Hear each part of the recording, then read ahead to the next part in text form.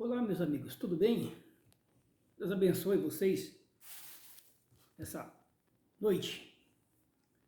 Eu queria desvendar alguns mistérios aqui na Bíblia, esses mistérios que a religião, principalmente a evangélica e a cristã, ela conseguiu incutir na mente dos religiosos. Então nós temos alguns inimigos como cristãos. E esses inimigos são o diabo, o pecado e a morte. Nesse vídeo aqui, eu vou mostrar para você que esses três inimigos, eles não existem mais. Você pode até assustar, mesmo porque você passou a sua vida inteira ouvindo e aprendendo que o diabo, o pecado e a morte são nossos inimigos. Mas veja bem, vamos começar pela morte. A morte, ela não existe mais. Eu não estou falando da morte biológica, estou falando da morte espiritual. Aquela que Deus falou para Adão lá no Éden, você lembra? Que ele disse assim para Adão: olha, não coma esse fruto, porque se você comer esse fruto, certamente você morrerá. Ele comeu e ele não morreu. Certamente essa morte não era física. Por isso que a Bíblia fala que todos morreram em Adão, né? A consequência da fruta que ele comeu passou para todos os homens. Naturalmente, todos os homens não morreram, né? Dá para entender que a morte que ele está falando é a morte espiritual. Mas vamos começar pelo inimigo número 1, que é o diabo, né? O diabo. As pessoas dizem que é o diabo, só que a Bíblia fala que a morte, ele será o último inimigo a ser destruído. Então, se a gente olhar aqui na Bíblia, no capítulo 2 da carta aos Hebreus, no versículo 14, ela vai nos dizer o seguinte: olha a informação que tem aqui, olha, veja que coisa interessante. Claro que a igreja não prega isso, mesmo porque eles passam por cima disso aqui. Mas diz assim, olha: portanto, visto que os filhos compartilham de carne e de sangue, ele também participou da mesma coisa, para que pela morte destruísse aquele que tem o poder da morte, isto é, o diabo. Veja que o que a Bíblia está dizendo é que ele destruiu aquele que tinha o poder, isto é, o diabo. Não está falando que ele vai destruir o poder do diabo, não. O diabo que tinha o poder. Então quem foi destruído foi o diabo. Mas eu não preciso nem recorrer a esse versículo para te provar que o diabo hoje, ele não existe mais. Só na cabeça dos religiosos é que ele existe. Mas quando você lê na Bíblia e lê os versículos paralelos que falam do mesmo assunto, você vai compreender. Felizmente, nós como cristãos, ler a Bíblia, ou aliás, aprende a Bíblia ouvindo e nunca estudando, né? Isso aconteceu comigo também, pode acreditar. Então, a morte, eu vou começar pelo pecado, né? O pecado hoje em dia, ele não existe mais. O pecado acabou. Mesmo porque quem praticava pecado era quem estava embaixo de lei. E a lei não foi dada para o Brasil, a lei foi dada para Israel. As leis de Moisés, juntamente com os 10 mandamentos, né, que alguns segmentos religiosos querem separar, mas isso aí são leis, né? E dentre essas leis tem os itens, né? E os 10 mandamentos estão entre eles. Isso não foi universal. Isso foi dado para uma nação, essa nação chama-se Israel. Nós, né, trazemos para nossas vidas, a gente chama de anacronismo, né? Trazemos para a nossa vida porque nós temos isso como moral e ética, né? Ninguém vai sair roubando, porque não pode roubar. Se você roubar, você vai preso. Lá em Israel, não. Se você roubasse, você morreria. Você era apedrejado. Se você adulterasse. Aqui no Brasil, se você adulterar, você não vai morrer, né? Mas você vai ser penalizado de alguma maneira, não sei, com a polícia, com a justiça, alguma coisa desse tipo. Mas você não vai ser penalizado pela religião, né? Deus não vai matar você por causa disso, de forma nenhuma. Então isso é quem está embaixo da lei. Que lei é essa? É a lei de Moisés. Essa lei de Moisés, ela foi dada para o povo de Israel. É só você ler em Deuteronômio, capítulo 5, lá que você vai entender o que eu estou falando. Lá fica bem direitinho. Mas veja bem, o pecado aqui, ele foi aniquilado. E eu vou provar para você, aqui no capítulo 9, e no versículo 26 da carta aos Hebreus, que diz assim, olha, eu vou ler o versículo 25, senão a gente vai pegar o versículo meio sem contexto. E ele também se ofereceu muitas vezes como sumo sacerdote, que entra no lugar santíssimo de ano em ano com sangue de outro. Nesse caso, seria necessário que ele sofresse muitas vezes desde a fundação do mundo. Mas agora, na consumação dos séculos, veja que a consumação dos séculos também já passou. O final dos tempos também já passou. Não é para nossos tempos, ele já passou. Então veja bem, olha, quando a Bíblia fala assim, na consumação dos séculos, que ele se entregou na consumação dos séculos, ele se manifestou de uma vez por todas para aniquilar, a palavra aniquilar é destruir, aniquilar o pecado por meio do sacrifício desse mesmo. Se essa passagem bíblica aqui não vale, Jesus não morreu então, ele está vivinho, está esperando morrer para aniquilar o pecado. Se o pecado existe, ele não morreu. Então a gente pode tirar outra prova interessante, que é no livro de João, capítulo 1, versículo 29, onde o próprio João diz, o Batista, fala assim, olha, eis o Cordeiro de Deus que tira o pecado do mundo. Se o João Batista vivesse em nossa época de hoje, e ele fosse falar sobre esse assunto, o que ele falaria? Esse foi, que está no passado, o Cordeiro de Deus, que tirou o pecado do mundo, não é? Como o escritor aos Hebreus está falando de coisa recente, então ele está falando que ele, Jesus, foi que aniquilou o pecado. Então o pecado aqui, dá para perceber que não existe mais, né? Para nós que somos gentios, nunca existiu, porque nós nunca tivemos debaixo de lei. O nosso pecado nós herdamos lá de Adão, né? Quando Adão pecou, ele colocou em nós também esse como se fosse um cordão umbilical, né? Que passou por todos os homens.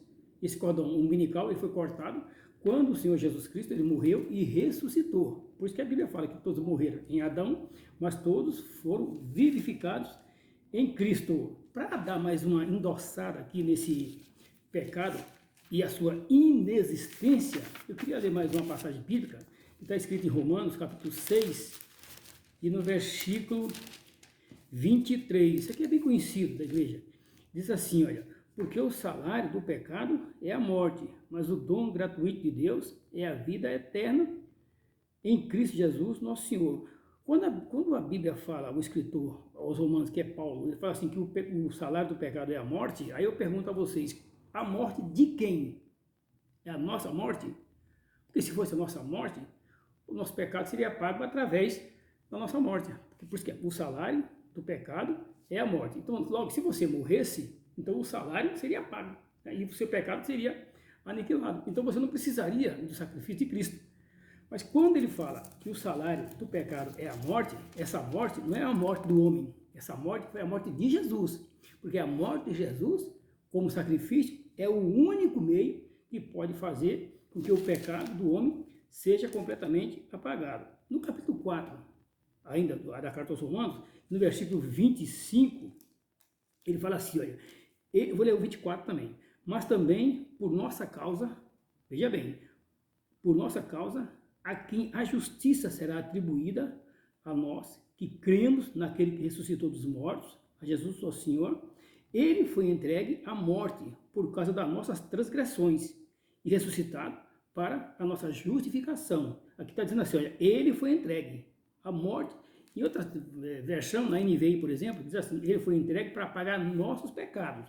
Mas aqui diz assim, olha, ele foi entregue à morte por causa das nossas transgressões, ou por causa dos nossos pecados. Então, quer dizer, aqui dá para você entender claramente que esse pecado aqui, ele não existe mais. Tá certo? Agora, quando você vai para esse último inimigo, que é a morte, que na verdade a Bíblia fala que o último inimigo a ser destruído é a morte. Tá claro, quando a Bíblia fala o último inimigo, é porque é o último inimigo. Se é o último inimigo, não tem mais inimigo. Correto? Você concorda comigo? Então, o que vai dizer aqui na primeira carta, na segunda carta, que foi escrita a Timóteo? Veja bem que interessante. É Timóteo, capítulo 1, versículo e número 10. Diz assim, olha, eu vou ler o 9. Ele nos salvou e nos chamou com uma santa vocação, e não por causa das nossas obras, mas devido ao seu propósito e graça que nos foi concedido em Cristo Jesus antes dos tempos eternos. E agora ele se manifestou pelo aparecimento do nosso Salvador Jesus Cristo, que destruiu a morte e trouxe luz à vida e à imortalidade pelo Evangelho. Então aqui está claro, né, quando Paulo escreve a Timóteo, ele está dizendo a ele, né, que Jesus Cristo, ele se manifestou para aniquilar a morte. Né? Ele tirou o poder da morte? Não, ele aniquilou a morte. Então a morte, hoje em dia, ela não existe mais. Quando você lê o capítulo 15, por exemplo, da carta aos Coríntios, primeira carta aos Coríntios, capítulo 15, versículo 26, diz assim, olha, veja que interessante, o último inimigo a ser destruído é a morte. Tá vendo? O último inimigo a ser destruído é a morte. Aí nós vamos até o 54, desculpa, no 54, aliás, 55, até o 55, olha assim, olha, onde está a morte, a tua vitória? E onde está a morte, o teu aguilhão? O aguilhão da morte é o pecado. Quer dizer, o que impulsionava, né, o homem pecar, o aguilhão, na verdade, que impulsionava o homem para pecar. O aguilhão da morte é o pecado. O aguilhão da morte é o pecado. E a força do pecado é a lei. Você está vendo aqui, quem fazia o homem pecar era a lei. Né?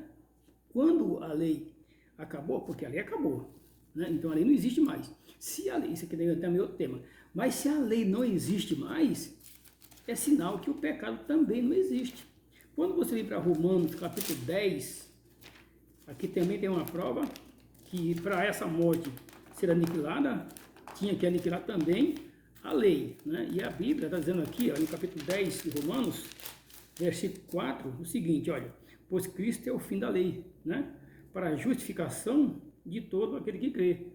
Em alguma versão diz assim, olha, pois o fim da lei é Cristo, para a justificação de todo aquele que crê. Claro que essa passagem bíblica, no capítulo 10 de Romanos, 9, 10 e 11, escrita aos Romanos, foi escrita especificamente para judeu. Por quê? Porque o judeu ele tinha muita dificuldade para acreditar no sacrifício que foi feito na cruz, porque o sacrifício que eles acreditavam era somente através de animais. Veja que no versículo 3 diz assim, olha, pois não, reconhecendo a justiça de Deus e procurando estabelecer a sua própria, não se sujeitaram à justiça de Deus. Aí então Paulo fala, porque o fim da lei é Cristo, para a justificação de todo aquele que crê. Versículo 5 diz assim, olha, porque Moisés escreve que o homem que pratica a justiça proveniente da lei viverá por meio dela, mas a justiça que vem da fé diz. Você entendeu? Quer dizer, a fé, a justificação não vem através da lei, do cerimonial, do sacrifício, etc. Não, o sacrifício, a justificação vem através da morte. Ou seja, a nossa justificação não depende daquilo que nós fazemos, mas daquilo que ele já fez. Tá certo? Então veja bem, olha, o diabo ele foi aniquilado. Capítulo 2 de Hebreus, versículo 14. Se você ler o 15, você vai ver que a causa pela qual ele foi destruído. Segundo, a morte não existe mais. Então você tem o quê? 2 de Timóteo 1, 10, ali vai ser a prova. 1 de Coríntios, capítulo 15, versículo 26, depois você vai ler o 55 e o 56. E o pecado, está em Hebreus, né, 9, 26, depois você vai em Romanos, capítulo 4, versículo 25, aí você vai também em Romanos 6, 23, o pecado. Então veja bem, o diabo, a morte e o pecado, eles foram aniquilados. Agora, infelizmente, tem gente que não quer que você saiba disso, né? Porque se você souber dessas coisas, certamente você vai se libertar de muita coisa. Então, igreja, meu querido, é bom você ir livre, liberto, com a alma leve, fazer como Jesus disse lá no capítulo 11, versículo 28 a seguir, de São Mateus, vinde a mim, todos vós que estão cansados e oprimidos, e eu vos aliviarei. Tomai sobre vós o meu jugo e aprendei de mim, porque meu jugo é suave e o meu fardo é leve, e encontrarei descanso para vossas almas. Deus abençoe, em nome do Senhor Jesus.